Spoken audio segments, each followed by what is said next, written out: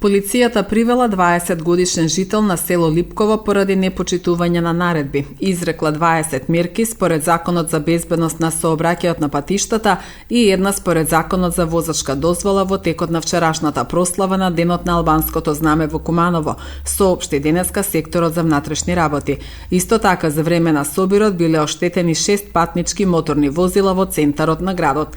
Вчерашните инциденти остро ги осуди градоначалникот на општина Куманово Максим Димитриевски, кој ги повика институциите итно да реагираат. Јавно ги осудувам ваквите настани и барам од институциите на прогонот да истите вакви поединци и групи ги открие и изведе пред лицето на правдата и истите да бидат санкционирани според закон. Истото го очекувам и за мои колеги градоначалници на кои ова не име прв пат да го кршат законот без да поднесат одговорност. Да газиш и кинеш, уништуваш знаме на држава која те израснала, образовала, платила и плаќа, вложува во тебе, е злосторство против истата и треба да одговараш, порача Димитриевски.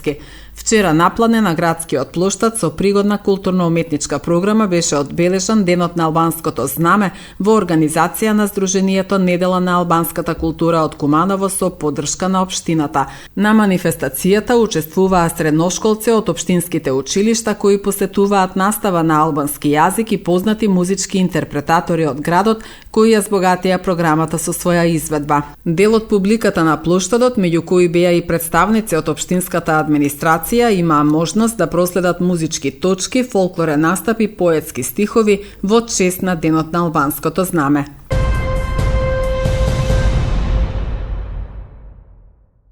Министерот за внатрешни работи Панче Тошковски на денешната пресконференција информираше дека за вчерашните инциденти со македонското знаме уапсени се 4 лица, меѓу кои еден малолетник, а во друг случај за учество во тепачка уште 4 други лица. Полицијата ќе постапува и во текот на денешниот ден, утрешниот ден, се додека не се констатираат сите оние за кои што има соодветни докази дека сториле одредено кривично дело, особено кривично дело кое што гази по достоинството на македонскиот граѓанин. Во текот на вчерашната вечер се уапсени 8 лица од страна на македонската полиција. 4 од тие лица се уапсени заради тоа што сториле прекршок, учество во тепачка, истите се лишени од слобода и по нив ќе се превземат соодветни действија и понатаму, согласно закон.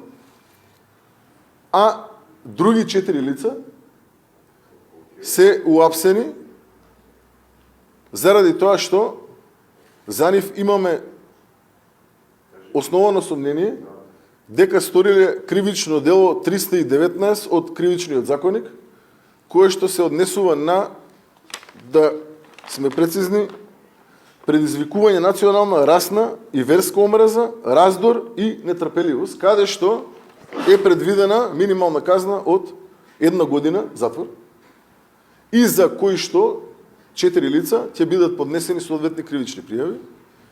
Еден од нив е малолетник, а 3 се полнолетни лица.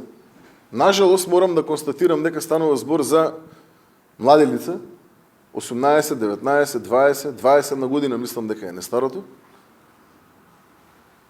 кои што во текот на вчерашниот ден сториле ова кривично дело и за истите по насока на јавен обвинител до доцна во ноќта се работеше. Тие се приведени, се наоѓаат во полиска станица и по насока на јавен обвинител по итна постапка ќе бидат изведени пред лицето на правдата, односно согласно информациите кои што ги имам, ќе бидат изнесени пред суд, а потоа судот ќе одлучи во рамки на своите законски надлежности.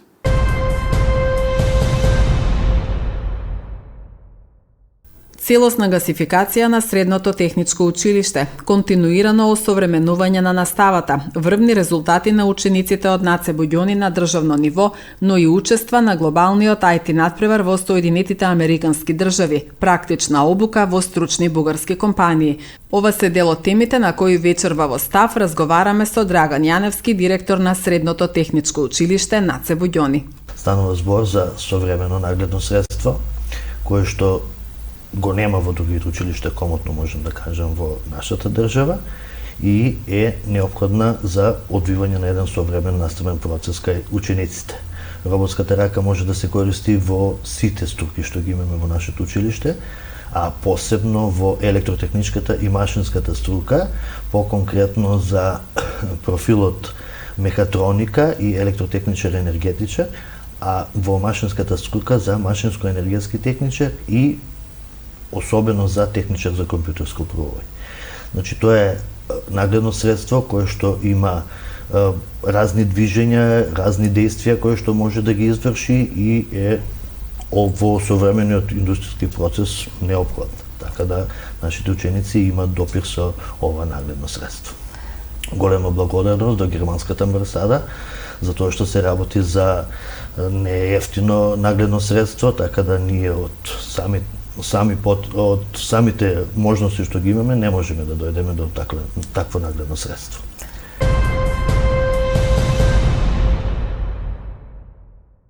Полициски службеници од секторот за внатрешни работи Куманово вчера вечер лишиле од слобода двајца кумановци на возраст од 35 години. При преглед во патничко моторно возило Ауди со кумановски регистарски ознаки биле пронајдени стоки без соодветна документација. Тие биле приведени во полициска станица и по целосно документирање на случајот против нив ќе следува соодветна пријава.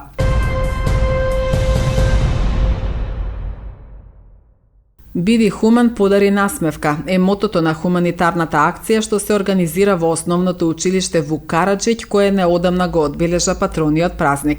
Акцијата за собирање на облека и книги е на иницијатива на училишниот парламент, а е намената за ученици од ранливи категории и семејства, пред се оние кои што посетуваат настава во Вук Караџиќ, но и за останати ученици, особено од руралните средини.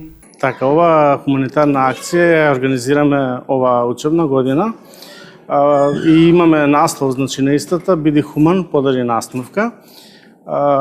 Ова хуманитарна акција е дел од активностите по повод прославата на нашиот патронен празник, кој се одржа на 7.11.2024 година и ова се само дел од тие активности.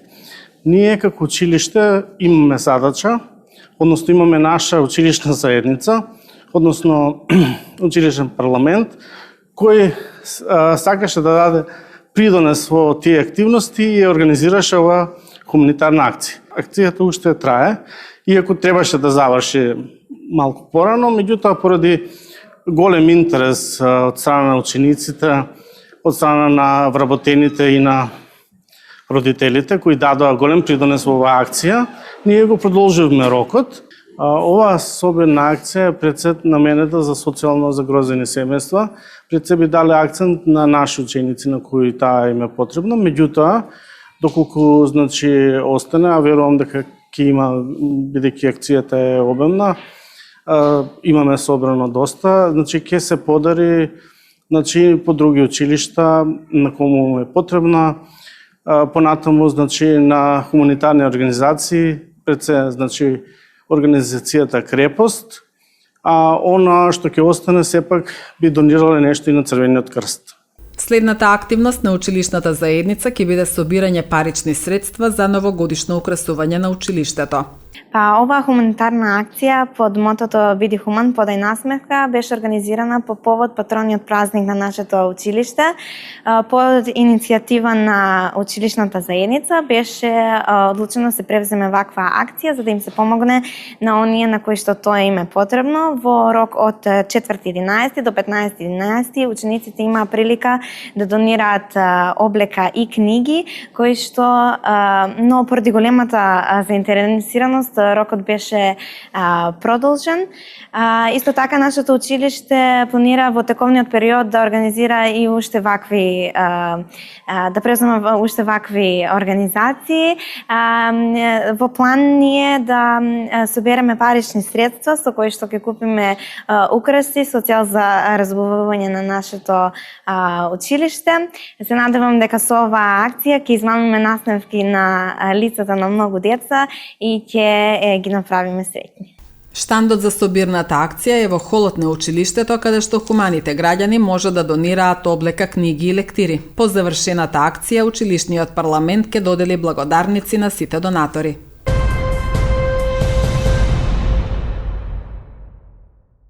Секторот за внатрешни работи Куманово информира дека вчера од Општа болница Куманово било пријавено дека кај нив за укажување лекарска помош дошол жител на село Љубодрак. Според пријавеното, тој се здобил со повреди при извршување на работни задачи во домот на соселанец.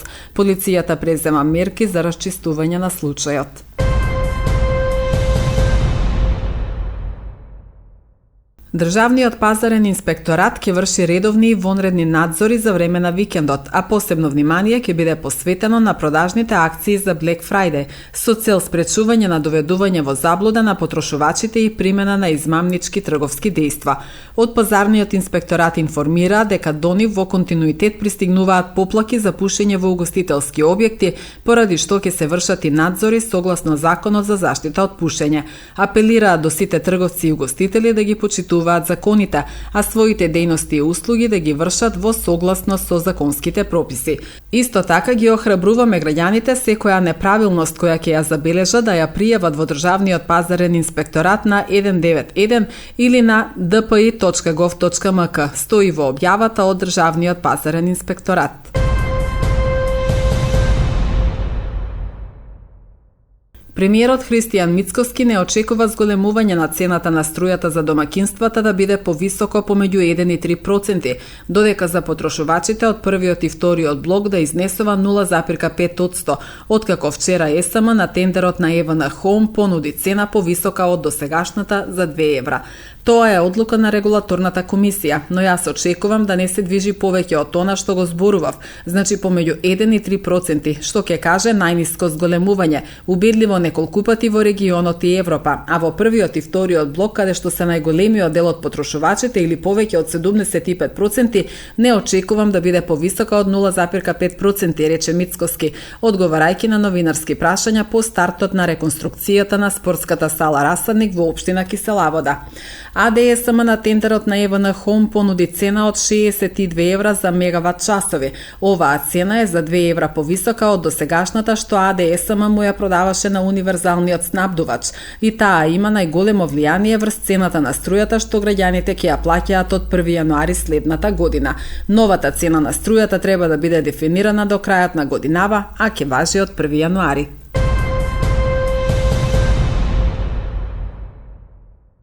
Директорот на Агенцијата за храна и ветеринарство Оливер Миланов денеска изјави дека ќе инсистира да се донесат измените и дополнувањата на Законот за заштита и благосостојба на животните, а фокусот ќе биде ставен на воспоставување, контрола и регистрација на размножувањето на кучињата миленици, како еден од главните фактори за настанување на бездомни кучиња.